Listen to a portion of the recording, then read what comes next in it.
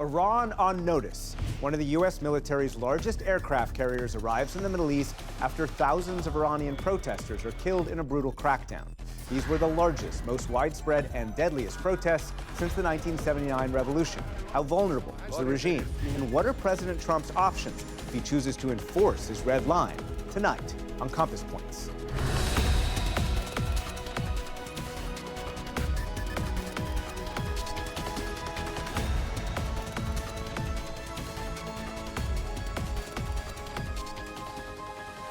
Support for Compass Points has been provided by the Judy and Peter Bloom Kovler Foundation, Camilla and George Smith, the Dorney Koppel Foundation, the Gruber Family Foundation, and Cap and Margaret Ann Eschenroder. Additional support is provided by Friends of the NewsHour.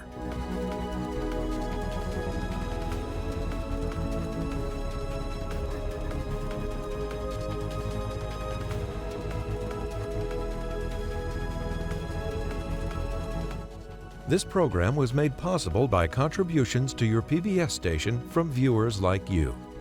Thank you. Once again, from the David M. Rubenstein studio at WETA in Washington, moderator Nick Schifrin. Hello and welcome to Compass Points. This is an inflection point for Iran, the United States, and perhaps the entire Middle East.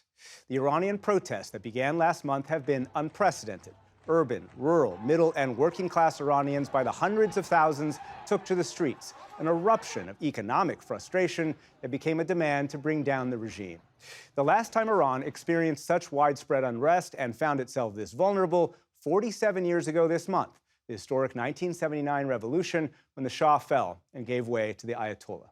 The Iranian crackdown killed thousands. President Trump drew a red line, and now the USS Abraham Lincoln is in the region. Iran is threatening regional war against Israel, U.S. allies, and more than 35,000 American service members, all within striking distance of Tehran. To discuss all this, we turn to our experts this week. Firas Maqsad, Managing Director for Middle East and North Africa at the Eurasia Group and Associate Fellow at the Middle East Institute. Vali Nasser, Professor at Johns Hopkins University SAIS and Senior Advisor at the Center for Strategic and International Studies and a former State Department official in the Obama administration. Behnam Ben Taleblu, the Iran Program Senior Director for the Foundation for Defense of Democracies, a think tank in Washington, D.C. And Robin Wright, a columnist at The New Yorker. Thank you all very much. Really appreciate your being here. And I want to start in Iran and in these protests with what is perhaps the most iconic, indeed the most tragic video that we've seen out of Iran, which is this. Rows of body bags, all believed to be protesters who fought and died demanding freedom, line the floor of a morgue outside of Tehran. There were so many bodies that day, they overflowed outside. The regime called all these victims, quote, armed terrorists. And this week, we spoke to a witness whose name and voice we are changing for his safety. When they can't control and suppress the people, they begin hitting them with bullets. These days, whoever you talk to in Iran, they feel the same way, and they all break down in tears. Although the people of Iran are not happy with the thought of international intervention, each day the Islamic Republic maintains power, more of us get killed. Vali Nasser, let me begin with you. What are you hearing from people who you're talking to inside Iran right now? I mean, the sense that you heard in the video is very much prevalent in Iran. People are angry, they're sad, they're despondent. There's a sense of shock at what happened January 8th and 9th, the scale of the killing. I mean, everybody I've talked to, they know somebody who was killed or somebody who knows somebody who was killed. So I think this is a true watershed moment. I mean, it's going to take a very long time for the people of Iran, in fact, to get over what has happened. But I also think psychologically for the regime, we talk about weak, strong. I think it was a moment that transformed them as well as they prepare for war with the United States. I think they wanted to send a very powerful signal both to the population but also to the United States that they have the resolve and they have the discipline internally to actually do what they did, that they're determined to survive this moment at all costs. And I think people are trying to internalize what all of this means. Behnam, is that how you see it? Watershed moment? It certainly is an inflection point for the Islamic Republic. You know, the scale of the crackdown, the numbers that are coming out, the images, the video that are coming out, the texts that are coming out. all point to this thing being historic, and not just for the 47-year history of the Islamic Republic, but for the past century and a half, if not 2 centuries, of the battle between the street and the state for power inside Iran. Never has there been a crackdown like this before in such a rapid period of time in contemporary Iranian history. This thing is unprecedented, particularly for a population, unlike some of its neighbors in the Middle East, that hasn't been through insurgency, hasn't been through civil war, hasn't been through a sustained major foreign war. The one question I hear, the limited times you could get a call placed to you from Very Iran, limited, yeah. or listen in on someone else's call, is this one word in Persian, which means, will he strike? Mizane, almost this apprehension, this hesitation, this wonder, this concern. Will he strike? Everyone, all eyes, when they can, are trained on Donald Trump because he's turned this, he's raised expectations so much. And especially given the death toll, one wonders if America doesn't act, what will happen? Well, we'll certainly get to that question. Robin, you wrote a phrase recently, a new generation of martyrs being created about these protests. What do you mean? Well, within Shiite Islam, and Iran is predominantly Shiite, the idea of martyrdom has been central since the 7th century. And the idea is it's better to die fighting for justice than to live with injustice. And when you see the death toll and the way people carrying the bodies to the cemetery in Tehran, a place called the Paradise of Zahra, shouting death to Khamenei, and security forces being at the cemetery trying to break them up. So they're creating a new sense of martyrs for within Shiite Islam, but within Iran as well. And this is a moment you put it in context of what happened in 2009, protests against a fraudulent presidential election, 2017 and 18 and 19 over economic issues, 2022 over issues of personal freedom. You see this building in a way that the regime is no longer sustainable. Bali, do you think the regime is no longer sustainable? How vulnerable do you think they were during the protests and still are? I mean, they're very vulnerable because I think the Islamic Republic has been on its death march for some time. And it's been declining, but it clearly, this point was not when it was going to collapse. I mean, what Ben says, that the people are actually looking to the outside to force the issue, means that they don't feel, and that's the sense I get, that they have the capability to actually bring the regime down. And the sense is that the balance of force still lies with the regime. That the way Iranians see it is that this is not one man, and that's the difference with 1979 with the Shah. This is actually a system. This is a regime. Maybe there's a 10% of the population is dedicated to it. Iranians don't see any evidence that the Revolutionary Guard is fracturing, that there was any garrison that went to the people, that there's any soldiers that refused to kill. And the kind of killing that happened, the very shock of it, suggests that unless there's an outside intervention, this is not the moment that actually the people themselves can bring down the regime. Behnam, is that the key, that we haven't seen defections from the regime or its security services, and therefore it will remain in power? Is it simple as that? Well, the regime will remain in power so long as the West remains indifferent and so long as the government of the Islamic Republic chooses to shoot its way through the crisis. Fundamentally, these are unarmed protests against the state that is armed to the teeth, and we've seen flashes in the pan of what this state is capable of when you look at the Syrian civil war and when you look at the civil war in Iraq. So this is a government that is willing to shoot its way through the crisis. That is something that, unfortunately, the Iranian people have learned really the hard way. And let me just stress, as an Iranian-American first generation, it takes a lot to get Iranians, who are a highly nationalistic population, to be willing to call for this level of foreign intervention. Again, that one word I can't get out of my head. Will he strike? Mizane. It takes a lot to do this. The limited times that you did have fits and starts of internet connectivity in Iran, some of the tweets that I saw coming out, and you could tell they were from Iran because of the VPN usage, was saying that if I die from an American missile, Ali Khamenei is my murderer. Robin, quickly, before we get to these U.S. options, we talked about whether there will be defections, and that may determine the fate of the regime, but the security forces are not monolithic. I mean, we need to understand that about Iran, right? Absolutely. I remember in 2009 during the Green Movement protest where there were people on top of the Revolutionary Guard barracks in Tehran shouting, "Death to the dictator." All young men have to serve in the security forces. And so you see the diversity of opinion. I've always said where there are 5 Iranians, there are 6 opinions. And so there's a diversity within security forces. One of the problems is not just that the security forces have not defected, is that the protesters don't have an organization. Someone wisely said there are lots of young Nelson Mandelas in Iran, but there's no African National Congress behind those two. No organizing, no infrastructure, no leadership. And no idea about what the alternative is yet. Frost, Let me just quickly say, I mean, it's also we have to be careful when we apply models of other governments and even the Shah's government to Iran. I mean, the Islamic Republic for a long time was not designed to be popular. It was designed to survive. And it's been at war with the US for 40 years. It's been at war with its own population increasingly. And ultimately, it's built to have many nodes of power. That diversity you're talking about is actually one of the reasons that it's resilient. But when it comes to actually it fracturing on the side of the people, or as President Trump wants a Venezuela scenario that the group would come out and break up, it's not showing that kind of a opening inside of it. Frost, let me turn to you, because President Trump threatened to strike Iran during these protests if the protesters were killed. Many protesters were killed after that red line was set, and the U.S. officials I talked to said he was very close to ordering the strike. He took the off-ramp then.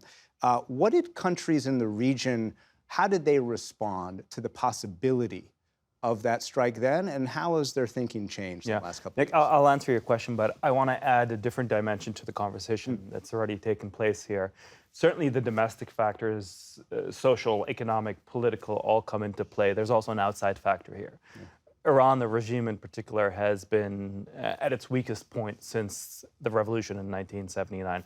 We need to keep in mind that this is not unfolding in a vacuum. So you've got proxies, Hezbollah, Hamas, severely degraded, no Assad in Syria. You have a 2-year war where essentially the regime's forward defense strategy using proxies, Hamas, Hezbollah in Lebanon being the crown jewel, the Assad regime being the main conduit to project power in the region into the Levant, no longer there.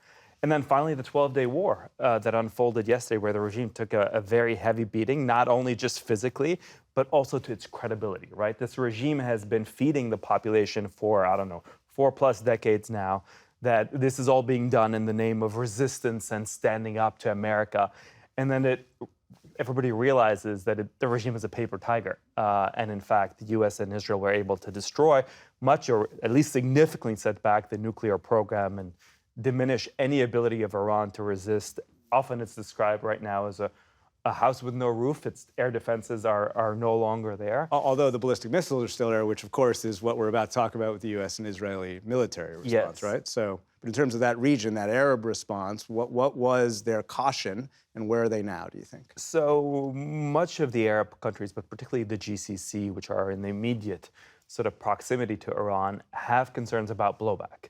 These are countries that are American partners. They host military facilities, and they also have quite a bit of energy infrastructure. The Straits of Hormuz, obviously, there, where much of that oil tranships to the rest of the world. So there is concern if you don't have enough American military hardware and security assurances that they are vulnerable to blowback. And that's why we saw many of them 2 weeks ago when this was in play, caution and advise President Trump that this might not be wise at that point, maybe that there's a need to set the theater before they move forward. Set the theater, of course, is what pretty much the United States has done to a certain extent. You've got air defense missiles, F-15s, and of course the US's Abraham Lincoln, the Carrier Strike Group arriving in the region. And this brings us to U.S. options. So the president wrote this on Wednesday.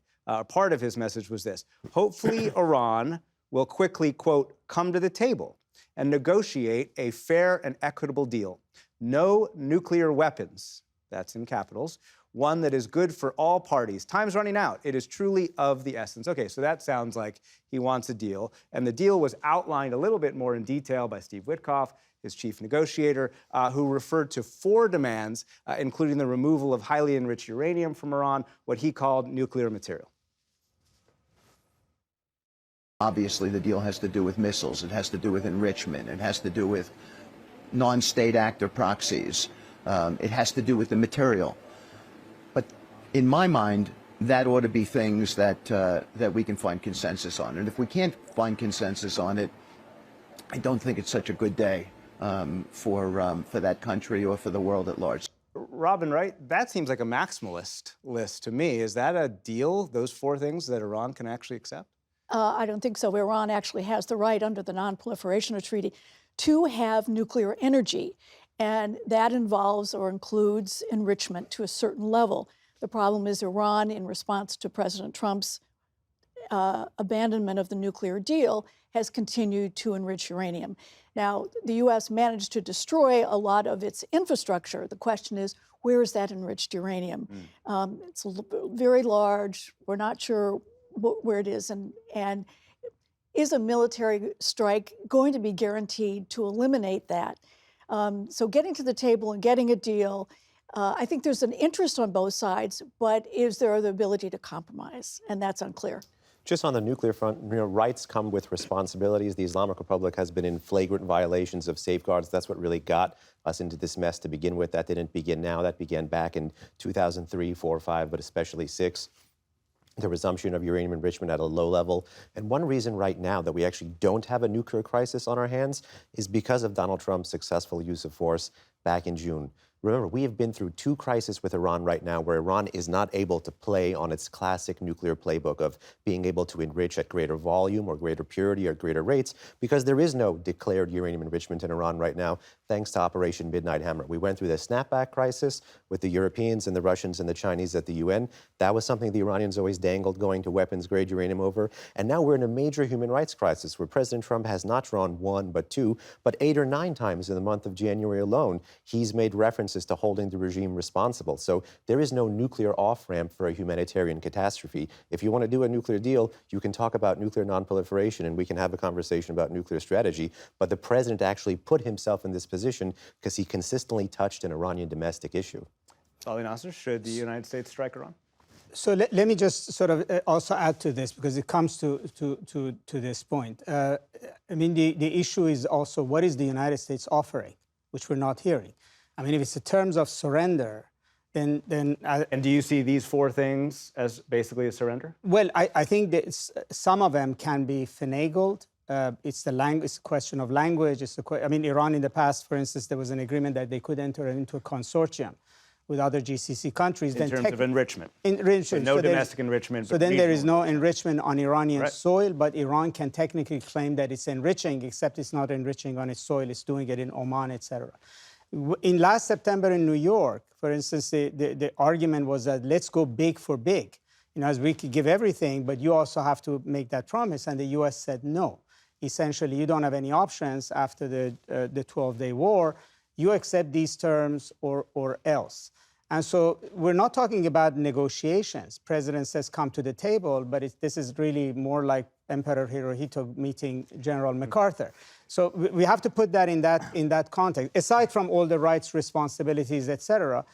But the other issue is, so, you know, in a sense that if Iran decides that it cannot surrender, because then, you know, it would face even more problems at home, or it's in the mindset of this leadership that it will not surrender, then its only option is to fight.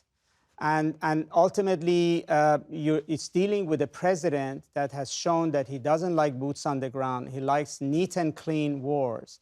And one argument in Iran is that they've always answered to Donald Trump symbolically. When he killed General Soleimani, it was a symbolic strike. When he bombed Fars, although the U.S. troops with, you know, TBIs afterward wouldn't say it's right, symbolic, but yes, nobody was killed. They really was not aimed at maximum amount of carnage, like what Iran did, let's say, in Lebanon in 1985, killing 500 Marines. So I think this time the danger is that the calculation in Iran might be different, that you actually have to draw blood, because then, and I think the dilemma for the U.S. of striking Iran is that you can always start a war, you can have all kinds of theories that you have, but it may not pan out as it did. I mean, Israel was very successful in the 12-day wars, but it didn't get what it went for. Robin first. Yeah, I just want to say the United States is perfectly capable of destruction. We saw that in Iraq, we saw it in Afghanistan. The problem is, what is the construct afterwards? Okay. What do you want to see happen, and how do you facilitate that? And, you know, the U.S. goes in, guns a-blazing. With what end? Right. And I don't think we've seen the plan for that. And I don't think that within Iran, there is anyone capable. And the danger is you get something worse, that the Revolutionary Guards come in and try to take power. So there are a lot of questions about this very, huge step of a Behnam, if U.S. I may, strike. for a minute, what this is and what this is not. So we started off talking about the unrest in the streets and President Trump drawing a red line. It's very clear from what we just heard, the clip that you just played, that this is about searching for a deal.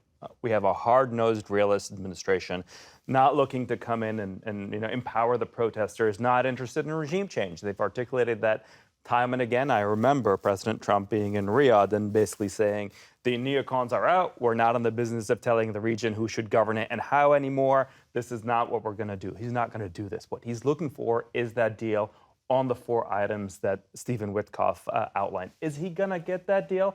I feel like that's very unlikely because of the maximalist position that the administration has taken. So, Behnam, can a U.S. strike work? Can there be a military option here that succeeds at something? The million-dollar question is to what larger political strategy does military force serve?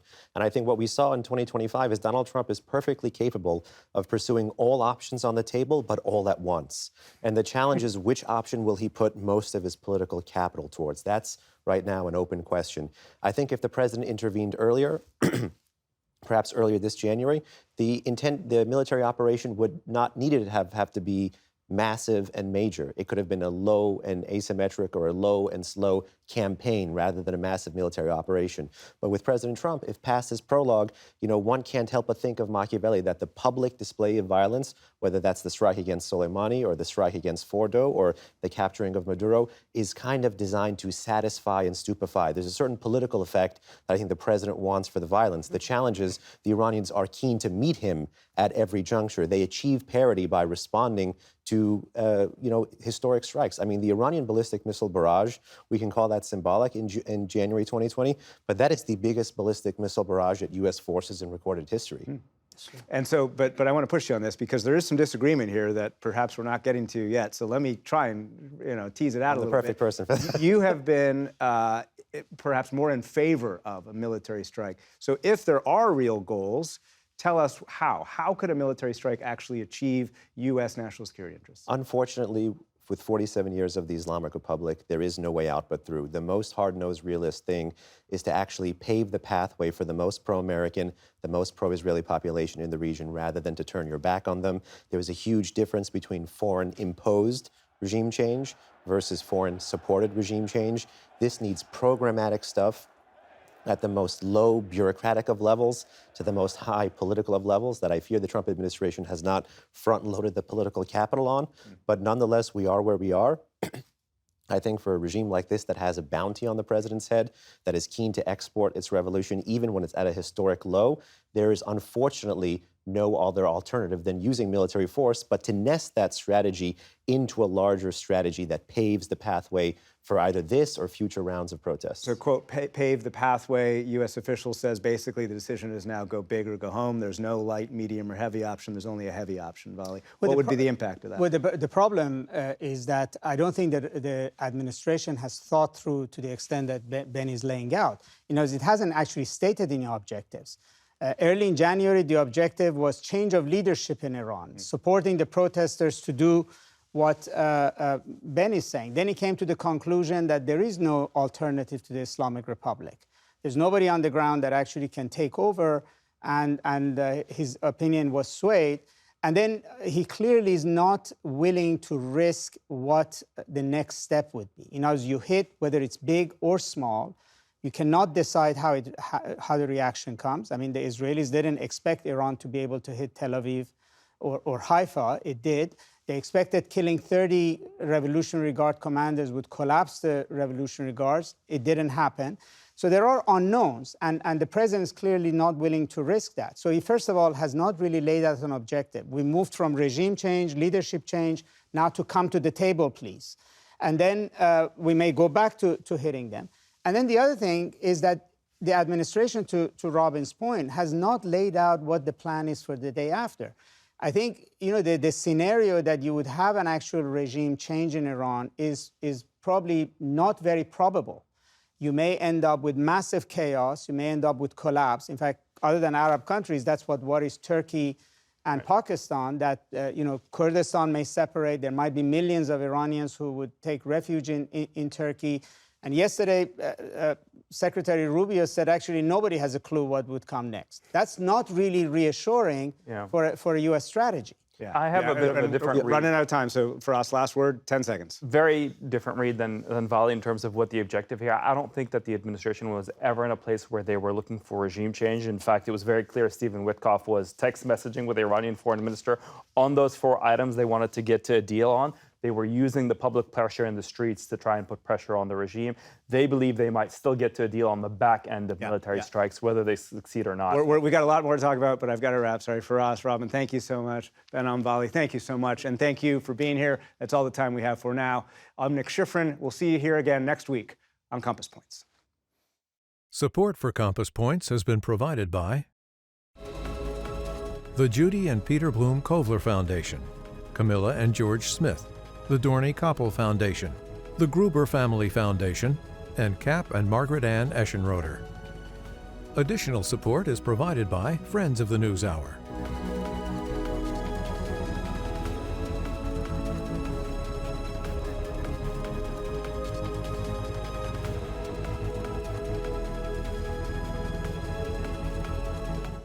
This program was made possible by contributions to your PBS station from viewers like you.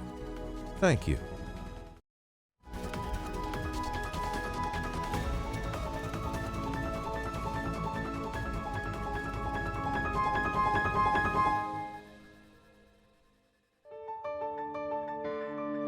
You're watching PBS.